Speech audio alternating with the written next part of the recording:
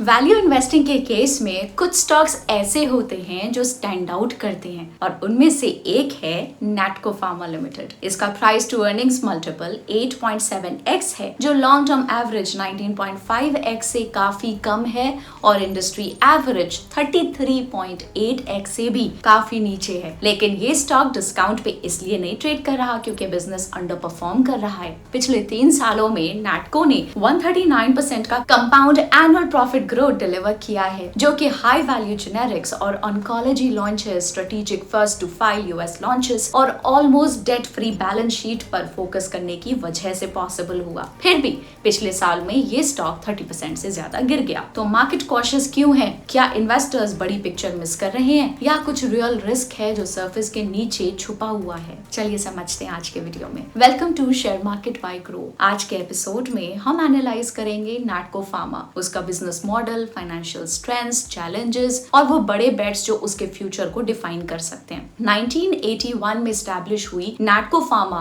एक mid size pharmaceutical company है जो फॉर्मुलेशंस और एक्टिव फार्मास्यूटिकल इंग्रेडिएंट्स यानी कि एपीआईज दोनों में स्ट्रॉन्ग प्रेजेंस रखती है। ये 9 मैन्युफैक्चरिंग फैसिलिटीज और डेडिकेटेड रिसर्च सेंटर्स के साथ ऑपरेट करती है जो डोमेस्टिक और इंटरनेशनल मार्केट्स को केटर करते हैं। कंपनी ने कॉम्प्लेक्स जेनेरिक्स और ऑन्कोलॉजी खास करके यूएस मार्केट में अपना एक नीश बना लिया है। चलिए नैटको फार्मा के बिजनेस को अच्छे से समझते हैं। पहला है उसका एपीआई बिजनेस। ये वो हिस्सा है जहां कंपनी ड्रग्स के रॉ केमिकल बिल्डिंग ब्लॉक्स बनाती है जो वो इन हाउस यूज करती है या फिर ग्लोबली दूसरे मैन्युफैक्चरर्स को बेचती है। फाइनेंशियल ईयर 25 में नैटको के एपीआई रेवेन्यू में 19% का ईयर ऑन ईयर डिक्लाइन देखा गया। ये drop commodity style pricing pressures और large one off supply deals के अनइवन टाइमिंग की वजह से आया। जबकि एपीआई टोटल रेवेन्यू का सिर्फ 4.2% कंट्रीब्यूट करते हैं। ये कंपनी के ज्यादा ल्यूक्रेटिव फॉर्मुलेशन सेगमेंट को सपोर्ट करते हैं जहां एपीआईज को टैबलेट्स, कैप्सूल्स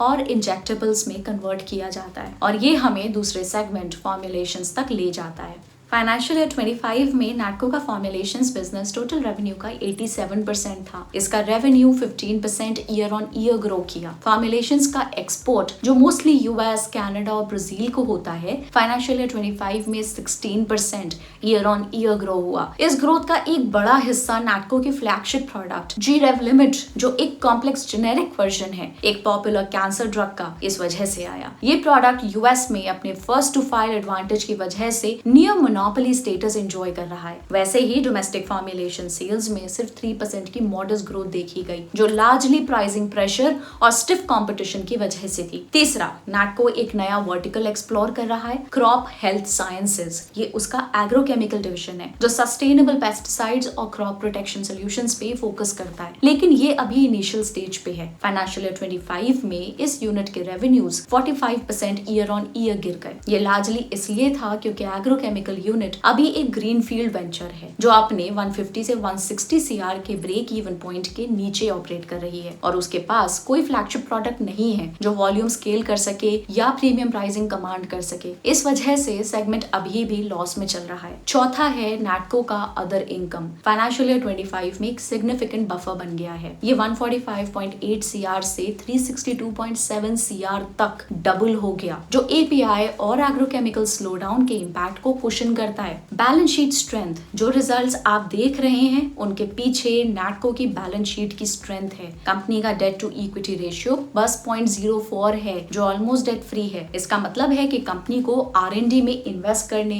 एक्विजिशंस करने या नए वर्टिकल स्केल करने के लिए काफी स्पेस मिलता है बिना फाइनेंशियल लेवरेज के बर्डन के। और कंपनी के मार्जिन्स भी इस ऑपरेशनल एफिशिएंसी को रिफ्लेक्ट करते हैं। Operating margin steadily financial year 20 के 30.4% से इंक्रीज होकर फाइनेंशियल ईयर 25 में 49.6% तक पहुंच गए। लेकिन मार्केट का कॉशियस रहना काफी जस्टिफाइड है। क्यों? पहला, कंपनी का क्राउन ज्वेल जी-रेव लिमिट एक क्रिटिकल जंक्चर पे पहुंच रहा है। ये प्रोडक्ट फाइनेंशियल ईयर 26 के एंड तक अपना पैटेंट प्रोटेक्शन लूज कर सकता है। उसके बाद दूसरे जेनेरिक कंपेटिटर्स मार्केट में एंटर करेंगे और प्राइसेस शार्पली नीचे गिर सकते हैं। मैनेजमेंट का एस्टिमेट है कि इससे रेवेन्यू में 20% की गिरावट और प्रॉफिट में 30% तक की डिक्लाइन हो सकती है। ये एक बड़ा हिट होगा। दूसरा, नैटको की profits largely complex US generics पे डिपेंडेंट है और ये कॉन्सेंट्रेशन बिजनेस को रिस्की बनाता है। जब एक्सक्लूसिविटी खत्म होती है तो प्राइसिंग प्रेशर और मार्जिन इरोजन का कांस्टेंट थ्रेट बना रहता है। तीसरा, एक सिग्निफिकेंट वर्किंग कैपिटल चैलेंज भी है। फाइनेंशियल ईयर 25 तक कंपनी का इन्वेंट्री डेज 405 दिन था। इसका मतलब है कि नैटको एक पूरे साल की इन्वेंट्री कैरी कर रहा है, जो मेनली लॉन्ग लीड टाइम्स वाले प्रोडक्ट्स के बफर स्टॉक हैं। रिजल्ट,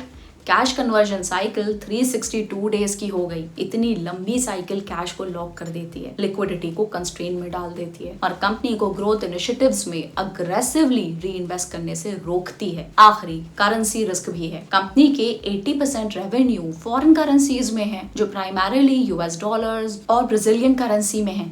रुपी का शार्प अप्रिसिएशन रिपोर्टेड प्रॉफिट्स और कैश फ्लोस पर मीनिंगफुल इंपैक्ट डाल सकता है। लेकिन इन चैलेंजेस के बावजूद नैटको रोकने का नाम ही नहीं ले रहा। पहला, कंपनी एक्टिवली अपना पोस्ट जी रेव लिमिट फ्यूचर के लिए प्रिपेयर कर रही है। फाइनेंशियल ईयर 26 के एंड तक 2 नए हाई पोटेंशियल लॉन्चेस रिस्डिप्लैम और सेमाग्लूटाइड प्लान्ड हैं। ये कॉम्प्लेक्स हाई वैल्यू मॉलिक्यूल्स हैं जो रेयर डिजीजेस और मेटाबॉलिक डिसऑर्डर्स के सेगमेंट्स को टारगेट करते हैं। अगर अप्रूवल्स और मार्केट एंट्री स्मूथली हो गई तो ये जी रेव लिमिट के डिक्लाइन को ऑफसेट कर सकता है और मार्जिन्स को भी एक्सपैंड कर सकता है। दूसरा, नैटको के पास यूएस मार्केट में एक स्ट्रॉन्ग पाइपलाइन है। कंपनी ने 28 पैरा 4 पैटेंट चैलेंजेस फाइल किए हैं, जिसमें से 20 से ज्यादा फर्स्ट टू फाइल हैं। इससे नैटको को एक्सक्लूसिव लॉन्च राइट्स मिलते हैं जो 6 महीने तक के लिए आउटसाइज प्रॉफिट्स कैप्चर करने का क्रिटिकल विंडो प्रोवाइड करते हैं। अब तक 13 of these have FDA approvals in place. तीसरा, कंपनी का वॉर चेस्ट है। नैटको के पास 7,571 सीआर के रिजर्व्स हैं, जिसमें 3,500 करोड़ से ज्यादा कैश में है। मैनेजमेंट ने इंडिकेट किया है कि वो इस साल किसी एक्विजिशन को क्लोज करने की उम्मीद करते हैं जो फ्यूचर ग्रोथ को सपोर्ट करेगा।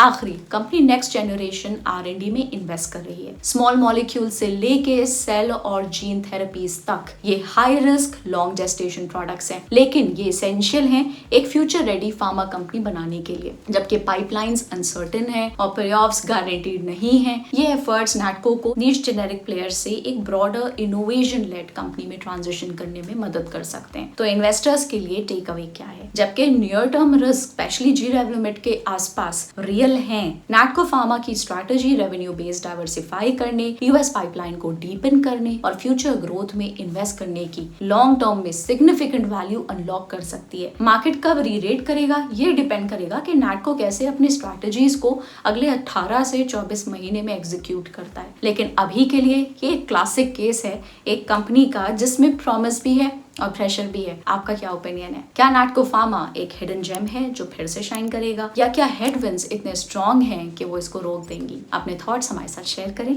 ऐसे और इनसाइट्स के लिए शेयर मार्केट बाय ग्रो को सब्सक्राइब करें। I'll see you in the next one.